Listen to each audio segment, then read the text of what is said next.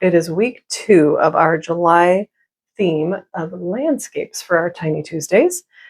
And now I know technically these are probably seascapes, but there's land in the distance, and so I'm just going to go with it. So, yeah, those of you who paint with me, I know you'll go with it too. This was a fun one to do, so let's just stop talking and get right into it. I have got Prussian blue on my brush here, and I'm just going to do a wash all the way up and down the page. Now, I know last week I said, oh, landscapes just beg to have a border taped, right? Well, for this one, I don't know. When I did the practices, I really liked the raw edges. I liked that look. So that's what I'm doing, but you do whatever you want to do. And I think that looks good for our little wash. This is the size 8 Fumui mop brush that I tested for you last week. Okay, so this is very light, obviously. It was diluted. And I'm going to just now, I have just Prussian blue with very little water on the brush, so it's darker.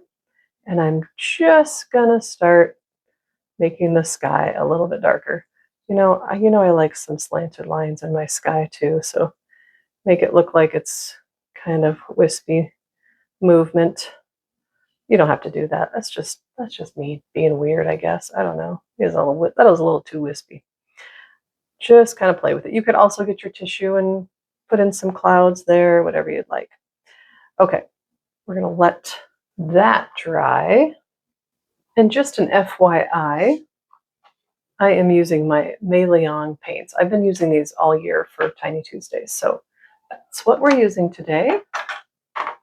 I always try to remember to link the supplies I'm using in the descriptions. But if you have any questions, let me know. And next I'm coming in with a size 2 round brush, and I'm going to paint in our mountains. And we're going to go just maybe a little higher than halfway. When I put so much heat on my paper, it just buckles. Okay, so ish halfway, we're going to go about right here.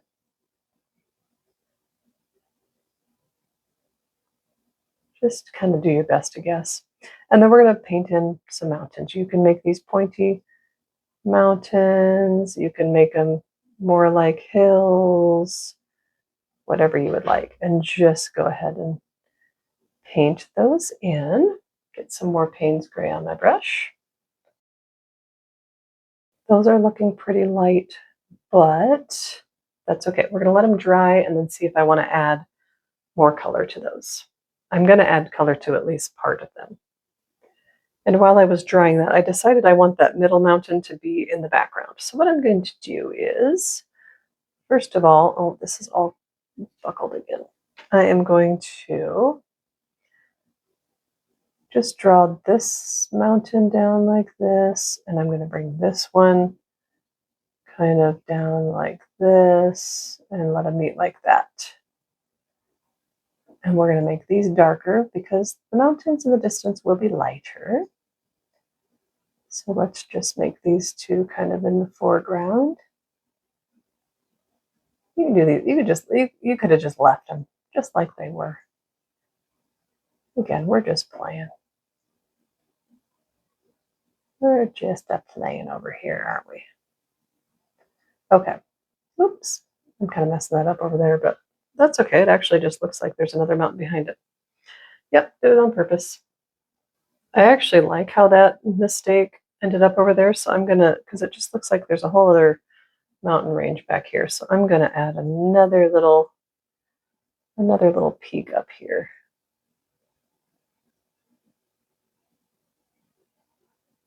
See what I did there? And we're gonna just leave that light again so it looks like it's in the background. I'm gonna make it come up even further. What do you think about that?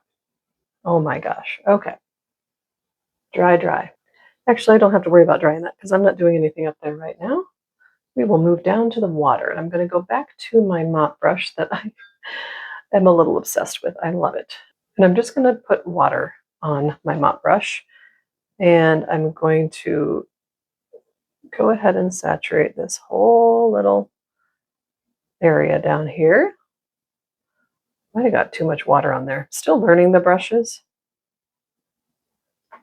see, I don't know if anything's moving. Yep, the water is moving, so I'm gonna go ahead and wipe the brush on the towel and then soak some of it up. I still want it to be wet because I want to work wet on wet next. All right, so the first thing we're gonna do, go ahead and grab my size 2 round again and my Payne's Gray. And this, again, this is wet, so we're gonna do some mountain reflections, and they're going to be fuzzy because it's water. And so we're just going to kind of put indications of reflections here. Okay. Doesn't have to be perfect. It's the water, you know? And I think, yep, I want them to be pretty subtle like that and fuzzy. And I think right up where it meets, I'm going to make it a little bit darker right here. All right. Okay. Now, this is still wet down here, ideally. Let's see if it is. Let's see if I worked fast enough. I don't know. I'm going to add a little bit more water because I'm scared that it's not wet. And I want it to be for what I'm about to do, which is I am going to add a little bit of tree green to the Prussian blue, which is the sky. Well, the Prussian blue was the whole wash. But I'm adding a little bit of tree green to that, and I'm going to just make our water a little bit of a different color than our sky and stuff. All right, kind of like that. I think I got a little bit too much water. Oh, I got a little fuzzy in there too from my towel. Gonna move that green over here. I'm being careful not to go up into the mountains because I don't really want to make those disappear. And a little bit even darker, less water, more paint, just to give that water a nice little variation in color. And notice I'm not just doing a whole thing. I'm just kind of tapping it in here and there, swiping it here and there. And I like how that's looking. Now I'm gonna let this whole thing dry so we can put our sailboats in. And I'm coming back with my size 2 brush, my size 2 round brush, which is proving to be one of my favorites so far as I've been practicing. And let's just put a little boat in here. This one's going to be closer to us, so it's going to be the bigger one. All right, just go ahead and make it as big as you want, you know? It can be as close to us as we want it to be. Okay, and you could also do this with a pen if you're not as confident with a brush. No shame there. Gonna let that dry because I've got a couple other steps here. And now that that's dry, I'm gonna do something I rarely do, which is bring in an old ruler here. And that is just so that we can get a nice straight line here. Doesn't have to be, but I prefer for this particular painting to have a nice straight line. And so we're gonna, oops, make it go up there. And then you could also use the ruler for like the sail, but I'm just gonna do a little scratchy line there. All right, there's that one. Let us do a little bit. I'm gonna dilute the lamp black paint that I used for this sailboat. I don't know if I said I did that, but I did. Just a black. And I'm going to, it's a little bit diluted, so it's not going to be as dark as our boat. I'm going to bring the water out around it and then maybe just, a hint of a reflection slash like movement in the water underneath. All right, let's let that dry and then we'll do our next sailboat before we color the sails in. And with my practice pieces, I kind of liked the red, so I'm going to do another red one. The little guy over here is going to be red. So let's just make sure it's smaller than our other one. Again, these do not have to be super perfect. You know me. You know me and wonky wonk. All right, dry that. And our ruler again, and I've got a size 2 micron. And we will put our line here.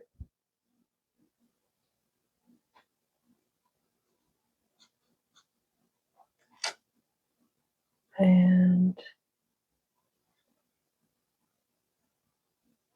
there we go. All right, now, oh, we got to do a little reflection under our red boat too, don't we? So I'm going to take a little bit of madder red and I'm going to dilute it. Just a little subtle red under here.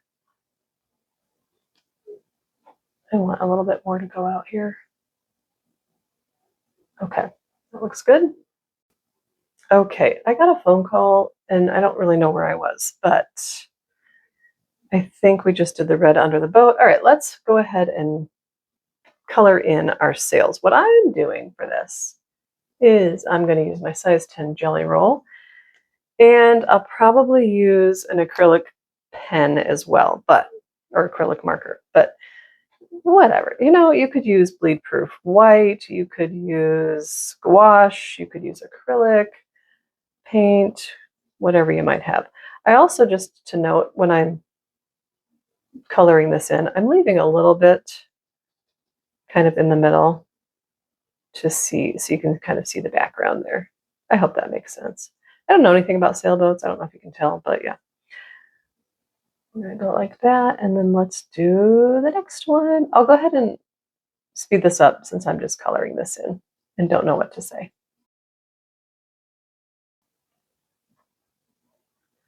I honestly think that covered it pretty well. I did use acrylic marker on, wait, these? Yeah, I think I did on all of these practice pieces in addition to the pen. So do what you want. I think it looks fine like this. I don't like how I did that. But you know what? See how that like went over? I'm like, oh, I don't like that. So I'll just go with my black pen and cover that up. Another thing, if it didn't cover, like if you don't like these kind of scratchy lines that are in there, can you see that? I hope that the focus was not out on that because I got my phone call and didn't reset the focus. But see how there's like scratchy lines? I'm just going to set the focus there. You can let that white dry and then do another layer of the gel pen. So actually, why don't I just do that now? Because if I mess up again, I can always go in at the end with my black pen. So this should be dry, and we'll just do another layer, speeding you up through it. All right. Also, can you see I got a little bit of white over the boat there? We're going to use our black pen again. It is still scratchy, and if you don't like that, you can do an acrylic marker over that, or like I said, any of those other things, the gouache or whatnot. I'm just going to paint or just kind of draw that black line back in there and cover up that little boo-boo there too.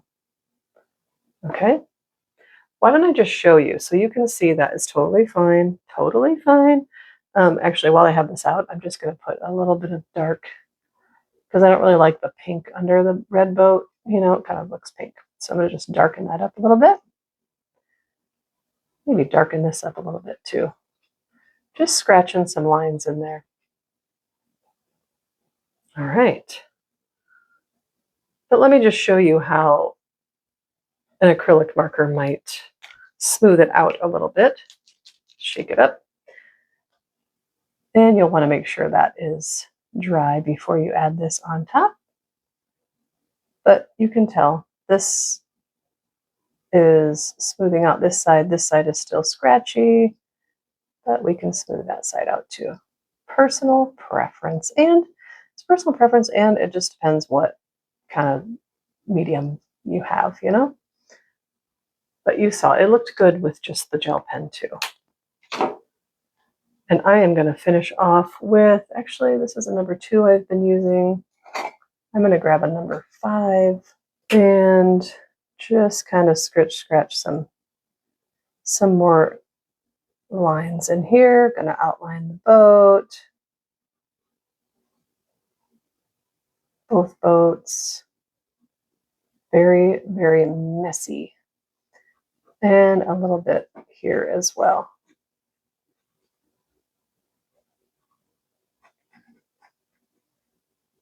You know, I want to put white because that's what I do, but look at, when I did that on my practice piece, it kind of looked like snow on the mountains, which just didn't feel right with a sailboat scene. I do want to add some white in the water, maybe just around where the sailboats are moving, and then a few other spots as well.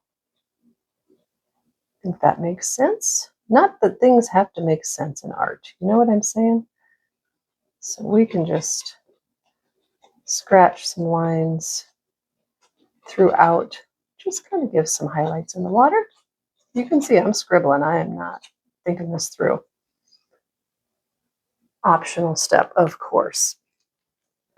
And that is it for number 28 of 52 tiny paintings in 2026.